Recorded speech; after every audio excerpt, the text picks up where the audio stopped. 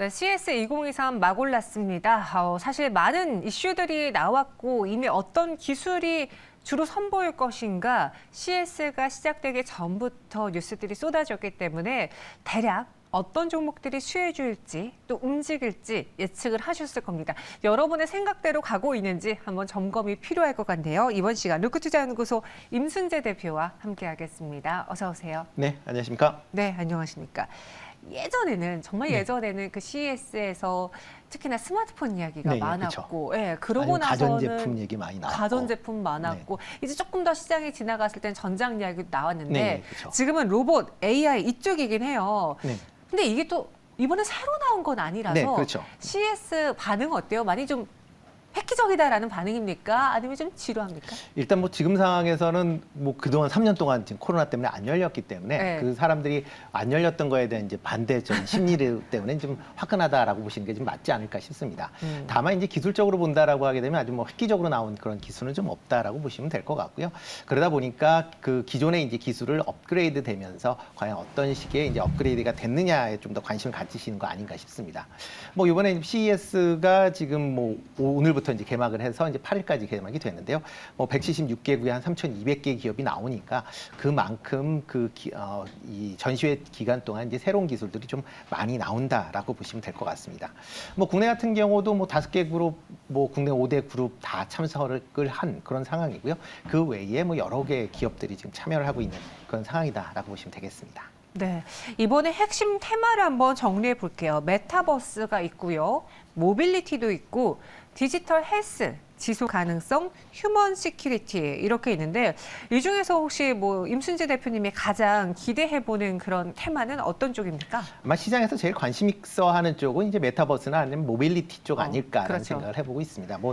이 모빌리티 한다라고 하게 되면 뭐 전기차 관련된 뭐 그런 부분도 생각을 할 수가 있는데요. 그 외에 이제 자율주행 관련된 부분, 그다음에 로봇 관련된 것도 어차피 자율주행에 같이 맞물려 있다라고 보시는 게 더 맞지 않을까 싶고요. 뭐 그러다 보니까 이런 이제 특히 이제 이런 모빌리티 관련 또 나중에는 UAM이나 뭐 이런 쪽으로 또 확장이 될 수 있으니까 이런 부분 좀 관심 있게 보시면 어떨까 싶고요. 그리고 이제 웹 3.0 같은 경우에는 이제 메타버스하고 같이 이제 맞물려 있다라고 보시는 게 좀 더 맞지 않을까 싶습니다. 기존에 뭐 인터넷이 이제 뭐 2차원적인 이제 평면에서 움직였다라고 하게 되면 메타버스 같은 경우는 이제 3차원적으로 이제 인터넷 세상을 이제 들어간다라고 보시는 게 좀 더 맞지 않을까 싶고요. 뭐 계속 뭐 메타버스 관련돼서는 아마 새로운 기술이나 아니면 그런 이제 나오는 이슈들이 계속 있을 테니까 아마 계속 좀 관심 있게 보시면 어떨까 싶습니다. 대표님도 메타버스를 꼽아주셨는데 사실 메타버스가 IT 업체들, 뭐 가전 회사들에게는 네. 새로운 먹거리잖아요. 네, 그렇죠. 뭐 스마트폰 시장이 포화됐다라고 하니까 네. 이 시장을 제2의 스마트폰으로 만들고 싶어하는 것 같긴 한데 우리가 살면서 꼭 스마트폰에 있어야 되지만 네. 엑셀기가 꼭 있어야 되는, 꼭 필요 충분한 그런 시대가 올까라는 데에서는 좀 의구심이 있거든요. 아마 그 진화 과정이라고 보시면 될 것 같고요. XR기 같은 경우에 중간 과정이다라고 보시는 게 더 맞을 것 같습니다. 그러니까 최종적으로 본다라고 하게 되면 네. 저희가 뭐 지금 3D 같은 경우도 안경을 쓰는데 그 안경 없이 3D를 볼 수 있는 그런 세상이 이제 올 거도 예상이 되고 있고요. 그러다 보면 이제 메타버스 관련된 분야가 이제 좀 더 확장성이 지금이 보통 사람들이 생각했던 것 이상의 확장성을 키울 수 있다라고 보시면 될 것 같습니다.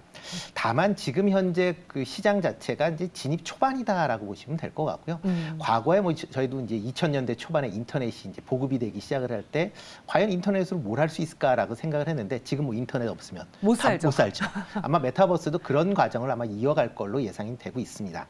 다만 이제 지금 현재 상황에서는 이제 초기 시장이다 보니까 어떠한 새로운 기술이 나온다. 뭐 그러면 그 기술이 오래 갈 것이냐라는 건 조금 퀘스천일 수는 있겠죠. 그렇지만 계속 이런 메타버스의 발전 방향을 쫓아가시면서 관심을 가지실 필요는 있다라고 생각이 됩니다. 말씀하신 것처럼 가상현실이 궁극적인 목표치인데 거기까지 가기 위해서는 XR 기기라던가 이러한 기기들이 중간 과정에 있다라고 보시면 되는 거죠. 그럼 이 중간 과정이 지금 시장에선 가장 뜨거운 거잖아요. 네, 그 중간 과정이 이제 시작되고 있는 거죠. 그럼 XR 기기 관련주들도 있고요. 네. 소프트웨어 관련주들도 있는데 이런 시장이 커진다라는 걸 감안했을 때 이 종목에 그럼 투자를 해야 되는 시점이라고 보시는 겁니까? 일단 관심 있게 보실 필요는 있다라고 보여지는데요. 일단 비중을 좀 조절하실 필요는 있습니다. 비중 조절. 네. 네, 그렇죠. 그러니까 이유 중에 하나는 이제 XR 관련 기기들이 뭐 다양하게 지금 많이 나올 걸로 예상이 되고 있습니다. 특히 뭐 지금 요번에 이제 CES에서 나온 제품을 본다라고 하게 되면 소니 같은 경우에 지금 기존에 이제 플레이스테이션을 활용한 플레이스테이션 VR2라는 기기를 이제 출시를 했고요. 그다음에 대반의 TLC 같은 경우도 AR용 안경인 레이네오 X2를 공개를 했습니다. 그 외에 HTC 같은 경우도 VR 기기를 이제 출시를 했는데요. 그러니까 이렇게 VR 기기가 출시가 되면서 관련된 이제 VR 기기를 직접 만드는 회사보다 여기 이제 부품을 공급하는 그런 회사가 지금 현재로는 조금 국내 입장에서 보면 더 시선을 좀 끈다라고 보시면 될 것 같습니다. 뭐 여러 가지 이제 메타버스 내에 다양한 기기들이 이제 사용이 되게 되는데 그 중에서 가장 조금 요즘 이제 가장 빨리 와닿는 게 아마 디스플레이 관련 쪽 아닌가라는 생각이 들고 있고요. 뭐 디스플레이 관련돼서 지금 이제 VR 기기에 쓰려면 이제 해상도가 상당히 높아야 되고 그다음에 밝은 빛을 내야 됩니다. 뭐 그런 여러 가지 이제 조건을 맞추기 위해서 기존에 이제 있었던 OLED나 LED 관련보다 약간 좀 진화가 된뭐 올레드 도스나 아니면 레오도스 같은 이런 이제 새로운 기술이 이제 시장에 아마 좀 곽강을 받게 될 걸로 예상이 되고 있고요. 뭐 국내 같은 경우도 이제 이 디스플레이 관련된 회사들이 이런 걸 다 지금 진출에 돼 있는 그런 상황이니까 뭐 디스플레이 관련된 부분도 조금 관심 있게 보시면 어떨까 싶습니다. 또 네. 그리고 소프트웨어 관련 쪽도 뭐 여전히 좀 관심 있게 보셔야 되는데요. 특히 이렇게 이제 VR이나 이제 XR 쪽으로 가게 되면 이제 입체적인 그런 이제 느낌을 받으려면 일단 VFX 관련된 기술이 같이 첨가가 돼야 좀 더 이제 체감적으로 좀 매끄러운 그런 느낌을 받으실 걸로 뭐 생각이 됩니다. 뭐 요즘에 영화들 같은 뭐 아바타 2가 뭐 나오면서 3D 관련된 이제 얘기들이 많이 나오고 있는데 이런 식으로 하려면 VFX 관련된 종목도 뭐 지금 작년 이후에 푹 쉬고 있는데요. 아마 지금 많이 쉬었기 때문에 어느 정도 조금씩 관심을 가지셔야 되지 않을까라는 생각을 해보고 있습니다. 네, 그렇게 XR 기기와 관련해서 좀 시장의 종목들이 엄청 많진 않아요. 네, 그래도 좀 그렇죠. 거론되는 대표적인 종목들을 분류해 보자면은 제일 먼저 떠오르는 사실 뭐 삼성 디스플레이는 상장이 안 되어 있으니까 삼성전자로 보신 분들도 계실 테고 아니면 LG 디스플레이, LG 이노텍 쪽을 보신 분도 계시겠고 중소형 단에서는 많이 이야기했던 나무가, 선익시스템, APS 홀딩스 있는데 네, 그렇죠. 이 시장을 관심권 안에 두고 비중 조절을 하자라는 입장에서 봤을 때는 좀 이슈에 끔박끔박 오를 중소형주를 보는 게 좋아요? 아니면 이 시장을 선도할, 끌고 갈 대형주를 보는 게 좋아요? 일단 지금 시장 상황에서는 아직까지는 시장 초기이기 때문에 네. 대형주가 움직이다라기보다는 아마 중소형주가 좀 더 탄력적으로 움직일 가능성은 크다라고 보여지고요. 그렇기 때문에 중소형주 중심으로 조금 더 관심을 가지시는 게 어떨까 싶습니다. 특히 뭐 XR, VR 기기 얘기 나오면 이제 제일 많이 이제 시장에서 움직이는 게 이제 선익 시스템이다라고 맞아요. 보시면 될 것 같고요. 뭐 일단 선익 시스템이 그 이제 그러니까 올레도스 같은 경우에 이제 검사 장비를 이제 만들고 있는 그런 관계다 보니까 향후에 이런 이제 올레도스에 대한 발주가 확대가 된다라고 하게 되면 그만큼 이제 수혜를 입을 것이다라는 이제 기대감이 지금 반영이 되고 있다라고 보시면 되겠습니다.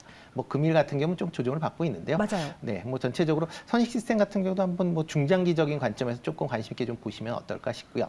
그 외에 이제 카메라 모듈 관련된 부분도 여전히 좀 관심을 가지셔야 되는데요. 뭐 LI 뭐 지금 뭐 LG 이노텍 같은 경우 먼저 뭐 지금 이런 이제 VR 기기 말고도 이제 다양한 이제 카메라 모듈 관련돼서 나오곤 있다라는 것 때문에 관심을 갖는데 그 외에 나무가가 상대적으로 조금 이제 그 회사 규모가 좀 작기 때문에 나무가도 조금 관심 있게 보시면 어떨까 싶습니다. 지금 시장에서는 워낙 시장 초기이기 때문에 대형주보다는 중소형의 반응이 더 클 것이다라는 의견 주셨고요.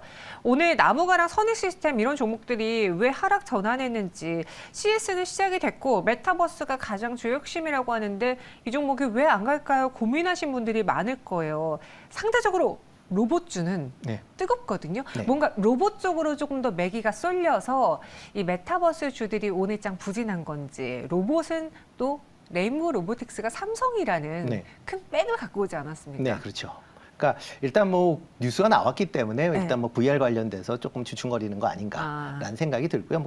뭐 일단 그 상황 자체는 뭐 단기적으로 볼 상황은 아니고요. 좀 중장기적으로 특히 뭐 물건들이 이제 나온다라고 하게 되면 이제 올해 내에 이제 VR이나 XR 기기들이 많이 출시가 될 것 같으니까요. 뭐 주 이런 물건이 나올 기기가 이제 출시될 때 아마 그때 좀 탄력적으로 움직일 가능성은 좀 크다라고 보여집니다. 그리고 뭐 로봇 관련주들은 여전히 시장에서 작년 말서부터 좀 관심을 갖자라고 얘기들 많이 하고 있습니다. 뭐 자율주행이다라고 하게 되면 뭐 자동차만 생각을 하시는데 원래 자동차보다는 로봇에 좀 더 적합하다라고 보시면 될 것 같고요. 특히 뭐 최근에 이제 물류 로봇 관련된 얘기들이 많이 나오고 있고 특히 이제 서비스를 지원하는 그런 로봇에 대한 부분도 아마 시장에서 올해는 좀 주목을 하셔야 되지 않을까 싶습니다. 뭐 아직 뭐 삼성전자가 이제 CES에서 이제 모든 걸 다 공개한 사항은 아니기 때문에 만약 삼성전자가 작년에도 이제 삼성 봇이라는 이제 서비스 로봇을 이제 공개를 했었거든요. 그거에 대한 또 업그레이드 버전이 나온다라고 하게 되면 로봇 관련주에 대한 그런 기대감이 아마 좀 더 있지 않을까, 좀 더 이어지지 않을까라는 생각은 해보고 있습니다. 네, 로봇 관련 시장은 지속적인 성장이 전망된다라고 이야기를 해주셨어요. 그럼 미처 말하지 못한 각 테마별 CS 2023 수혜주를 좀 정리를 해볼게요. 저희가 또 표도 준비해봤는데 임순재 대표님의 종목들도 좀 말씀하신 종목들도 있네요. 네. 그러니까 뭐 일단 지금 뭐 5개 큰 섹터를 본다라고 하게 되면 뭐 메타버스나 아니면 뭐 모빌리티 뭐 이쪽 뭐 특히 관심 있게 좀 보시고요. 그다음에 좀 관심 있게 더 보셔야 될 게 디지털 헬스케어 부분 아닌가라는 생각을 해보고 있습니다. 디지털 헬스케어가 이제 향후에 이제 그 선진국 뭐 우리나라도 어느 정도 이제 경제 수준이 되면서 노령화 그다음에 이제 어떻게 보면 오래 살려고 하는 그런 이제 생각들을 많이 하시다 보니까 이렇게 IT와 그다음에 의료기기가 이제 같이 만나는 그런 이제 디지털 헬스케어에 대한 이제 시장 관심들이 커지고 있다라고 보시면 될 것 같습니다. 특히 여기에 뭐 단순 기계뿐만 아니라 AI를 통한 뭐 진단이나 아니면 뭐 병 치료 관련된 분야도 많이 지금 도움을 받고 있는 그런 상황이기 때문에 이런 부분에 대해서 관심 있게 좀 보시면 어떨까 싶고요. 뭐 국내 대기업 같은 경우도 지금 뭐 해당 그 디지털 헬스케어 쪽으로 많이 지금 진출을 하고 관심을 갖고 있습니다. 뭐 대표적으로 롯데 같은 경우는 뭐 디지털 헬스케어를 미래 이제 먹거리 사업으로 지금 육성을 하겠다라고 얘기를 하고 있고요. 뭐 700억 정도의 이제 롯데 헬스케어를 이제 출자해서 이제 만들었기 때문에 이런 디지털 헬스케어 쪽에 좀 더 관심을 갖는다라고 보시면 될 것 같고요. 이번에 이제 롯데 정보통신을 통해서 CES 2030에도 지금 뭐 캐즐이라는 이제 건강 이제 맞춤형 이제 플랫폼을 지금 선보였습니다. 그러니까 조금 관심 있게 보시면 어떨까 싶고요. 뭐 삼성 같은 경우도 뭐 스마트워치를 통해서 다양한 이제 건강을 이제 관리할 수 있는 그런 이제 삼성 헬스를 이제 만들고 있는 그런 상황이기 때문에 이런 점은 좀 관심 있게 좀 보시면 좋을 것 같습니다. 임순재 대표님은 이 많은 그 테마 안에서 물론 메타버스도 로봇도 꼭 봐야 되는 네. 테마긴 한데 디지털 헬스케어 쪽도 우리가 빼놓아서는 안 될 것 네, 같다. 그렇죠. 무병장수를 꿈꾸는 많은 네. 분들이 기술 발전과 함께 특히 의료기술의 발전에 대해서 이번 코로나 시기 때 많은 분들이 필요성을 체감하셨고 그래서 이쪽에 대한 기술력이 확대될 거다라고 하며 롯데 이야기도 해주셨는데 국내에서 좀 대표적으로 이와 관련한 사업을 갖고 있는 우리가 또 길게 성장을 부여할 수 있는 종목 하나를 드리자면 뭐가 있을까요? 네, 뭐 그렇게 따지면 이제 SK 바이오팜 조금 보시면 어떨까 싶습니다. 뭐 SK 바이오팜 하면 뭐 신약 바이오 회사가 왜 나오냐라고 생각하실 수도 있죠. 저 JP 모건 헬스케어 컨퍼런스 이야기하는 줄 알았어요. 네. 그렇죠. 뭐 그렇지만 이제 SK 바이오팜도 이번에 CES 2030에 이제 참여를 해서 지금 하고 있는 디지털 그 헬스케어 제품을 출시를 했습니다. 특히 이제 그 SK 바이오팜 같은 경우 이제 뇌전증, 그러니까 뇌와 관련된 그런 이제 질환에 대해서 강점을 갖고 있는 그런 회사입니다. 그러다 보니까 신약도 이제 그 관련돼서 개발을 했었고요. 이런 이제 이런 전반적인 이제 뇌 관리를 위해서 이런 디지털 헬스케어를 이제 활용한 그런 이제 관리 시스템을 지금 만들겠다라는 게 이제 회사의 방침이다라고 보시면 되겠습니다. 뭐 이와 관련돼서 뭐 제로 글래스나 뭐 제로 와이어드, 그다음에 제로 헤어밴드, 그다음에 제로 이어버드, 제로 헤드셋. 그러니까 이게 전부 다 이제 개별적인 이제 그러니까 제품명인데요. 이런 이제 제품명을 통해서 뇌전증을 이제 관리하고 발작을 이제 예측을 하는 거죠. 예측을 하고 관리하는 그런 이제 시스템을 만들겠다라고 얘기를 하고 있습니다. 그 중에서 이제 국내 제약업체로는 최초로 CES 혁신상을 받았다라는 것도 그만큼 이제 향후에 디지털 헬스케어에 대한 부분을 좀 어떻게 보면 이제 시장에서 인정을 하고 있는 그런 부분 아닌가라는 생각을 하고 있습니다. 아마 올해 중에 관련된 이제 임상 실험이 진행이 되고요. 아마 내년 초 정도에 아마 출시가 될 걸로 그렇게 이제 예상이 되고 있는데요. 만약 그렇게 된다라고 하게 되면 SK 바이오팜 같은 경우에 단순 바이오에서 디지털 헬스케어로 회사의 사업 범위를 확장하고 있으니까 그런 점을 좀 감안해서 보시면 좋지 않을까 싶고요. 특히 SK그룹 자체가 이제 바이오 분야를 신산업 성장 이제 산업으로 육성할 방침을 갖고 있으니까 이런 점도 같이 참고해 보시면 좋지 않을까 싶습니다. 뭐 최근에 이제 주가를 본다라고 하게 되면 조금 이제 올랐다가 조금 조정을 받고 있는 그런 상황이다라고 보시면 될 것 같습니다. 네. 일단 주가 차트로만 본다라고 하게 되면 뭐 올랐다가 옆으로 조금 조정을 보이고 있는데요. 뭐 조정을 보이곤 있지만 뭐 향후에 이제 기업 실적으로 본다, 향후 성장성을 감안한다라고 하게 되면 이렇게 조정받을 때 저가 매수 정도는 뭐 충분히 가능하지 않을까 싶습니다. 최근 6거래일 동안 지금 연기금에서 계속 이제 꾸준하게 조금씩 사들이고 있으니까 그런 네. 점도 감안하시면 좋을 것 같고요. 매수 가격은 한 7만 원 정도 생각하시면 어떨까 싶고요. 그리고 목표 가격은 7만 7천 원. 네, 목표 가격은 7만 8천 원. 그다음에 손절은 6만 6천 원 정도 하시면 6만 5천 원 정도 하시면 좋지 않을까 싶습니다. 네, 목표 주가 7만 7천 원, 7만 8천 원, 손절가는 6만 원 5, 6천 원 정도 네. 밴드에서 보시면 좋을 것 같습니다. 이렇게 CS와 관련해서 많은 이야기들, 그중에 디지털 헬스케어, SK 바이오팜을 중장기 성장 기대주로 꼽아드렸습니다. 지금까지 임순재 대표와 함께했습니다. 고맙습니다. 네, 고맙습니다.